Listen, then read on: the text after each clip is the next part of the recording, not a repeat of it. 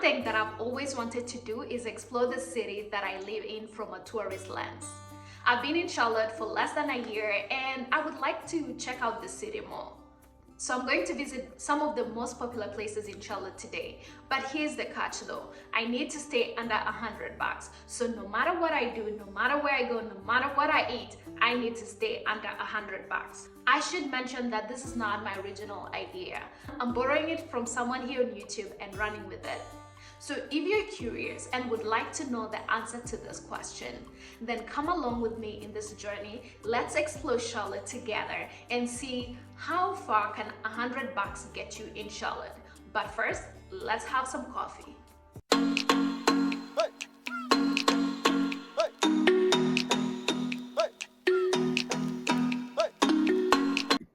One of my favorite coffee places here in Charlotte is Haraz Coffee House. And it might be too early for me to say that I have a favorite coffee house in Charlotte, but I could be biased, but this place is worth it. So Haraz Coffee House it's kind of a franchise, but they don't have a lot of locations in the country, but they have a good amount.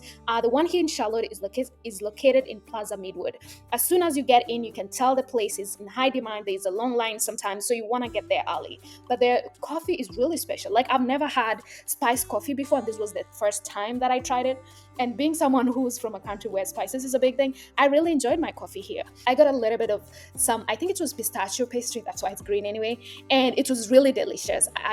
This was hands down one of the best coffee and pastries that I've had, so it was just nice. And as I mentioned, sometimes you can get like your coffee in like the little Turkish or Yemen, I don't know if they're Turkish or Yemen pot, and it just feels different. It feels like you're not in the US. It just feels like you're somewhere in Turkey having a nice cup of coffee. So try it out if you ever have time here in Charlotte. And with that, my friends, that's how I parted away with almost $15. For the next place, Bob, we're going to go to one popular spot here in Charlotte. It's pretty popular. If you're in Charlotte, make sure you go to this place. All right, come with me. Let me show you that place that I'm talking about.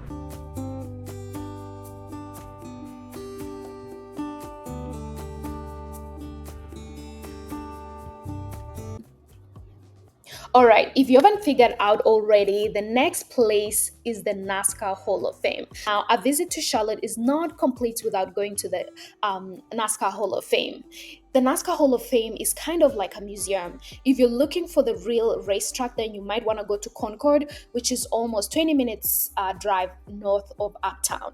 Now, the NASCAR Hall of Fame is, as I mentioned, is like a museum. You'll see an imitation of the racing track. You'll see like several cars that were used during different races, and also you'll see like there's a room that's full of various inductees into the NASCAR Hall of Fame. So it's kind of like a museum. I should also mention that there's a simulator where you can compete with other people to see how good of a racer you are. So that's another one thing.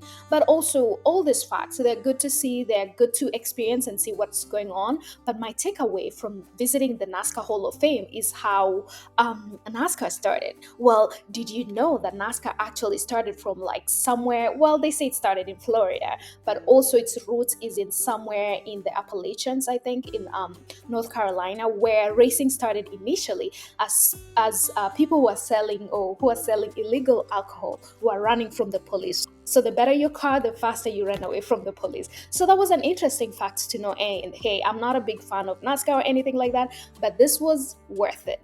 Visiting the NASCAR Hall of Fame was definitely. So it's just a nice experience to check out.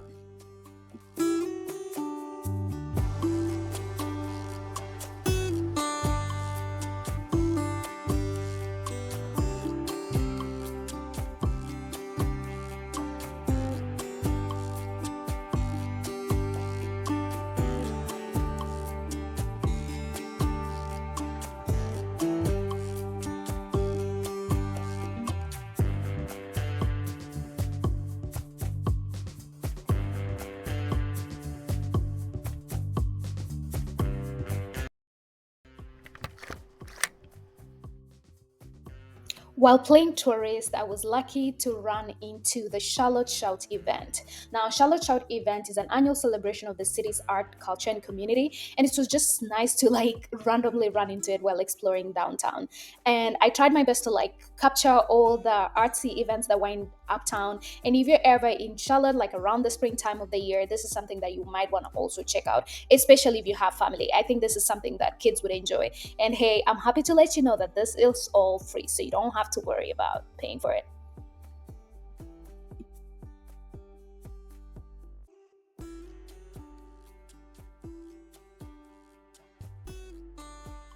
I'm a little bit hungry, so I'm gonna go to Optimist Hall for some food. It's gonna be loud here, so just bear with me. Optimist Hall is a redeveloped former mill, and it features a good amount of retail stores and restaurants. It's a really nice gathering place, and it's lively, especially during the spring or summer.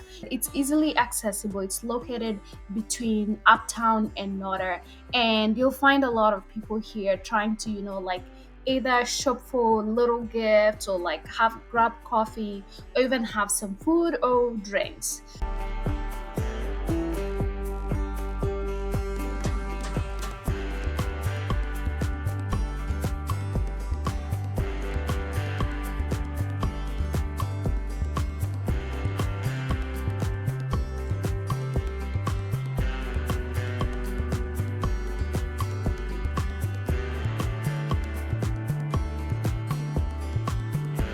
After looking around for a few minutes, I finally settled on ramen noodles. So I took my noodles and ramen and went outside to the sun. It was a little bit chilly, but also sunny, so I wasn't gonna miss some of that sun.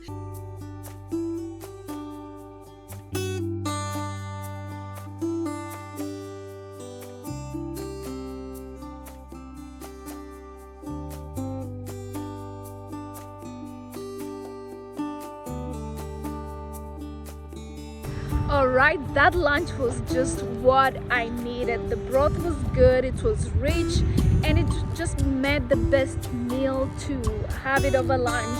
And I mean, as I showed you, Optimist Hall is really pretty, and it's just a good place to take a break during your exploration.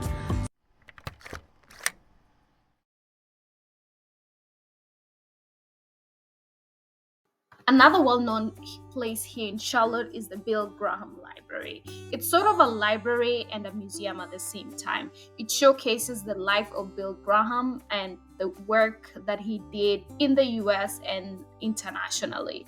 So Bill Graham was a Southern Baptist minister, and he was an evangelist, well-known evangelist in the mid late 20th century, and he was pretty popular.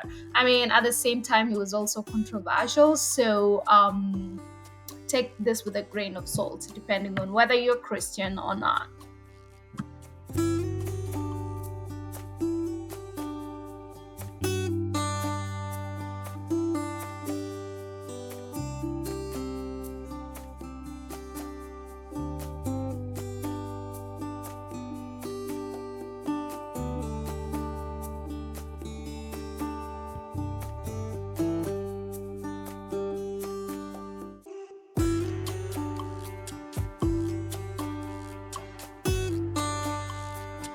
I've just had my Journey of Faith tour, and it was amazing. So if you're planning to come to the Bill Graham Library, I advise you to take that tour. It's really informative tour. It helps you understand his life from just a farmer's son at the age of 15 to being like a crusader to like speaking to masses in different parts of the world. Now, if you're wondering whether this place is for you, if you're non-Christian, then I would encourage you. This place is for curious people.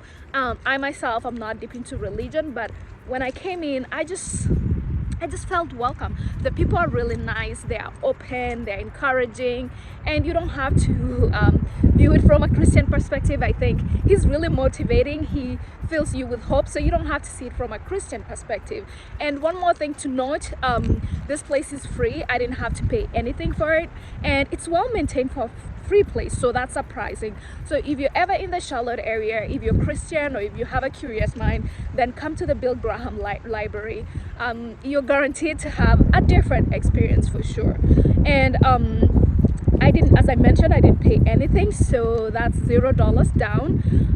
Can't wait for the next place, and stick around and you'll see what our next place will be and how much we're gonna be spending. I've heard that there's empanada tasting festival in Camp North End, so let's go see what's up.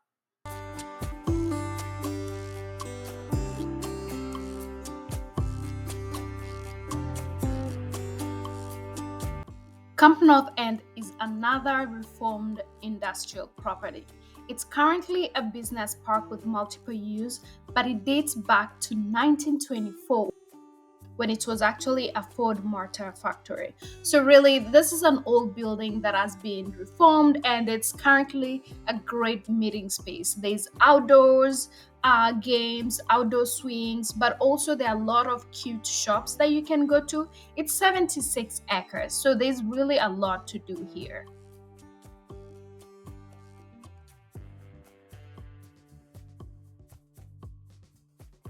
I didn't know Charlotte people show up for events. So I was really surprised to see like all this amount of people at Camp North End, and the lines were super long. I think most of them were like you'd have to wait for an hour to get some empanadas, and I wasn't just ready to do that. So I went to one of the bars close by. I got me a cold cider and just sat outside and watched people dance and the sun set in the horizon.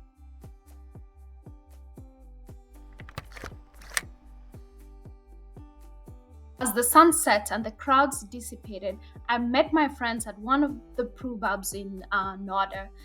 We danced the evening away to some salsa and bachata tunes. What could be better than that?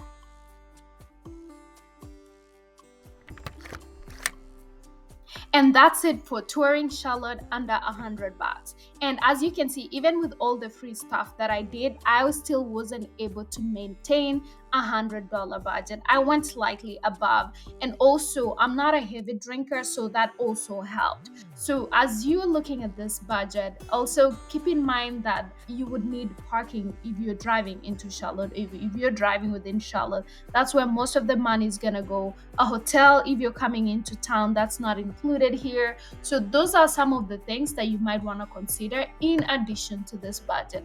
Other than that, everybody, thank you so much for watching. If you like this video, please go ahead and hit the like and subscribe button. Until next time, bye bye.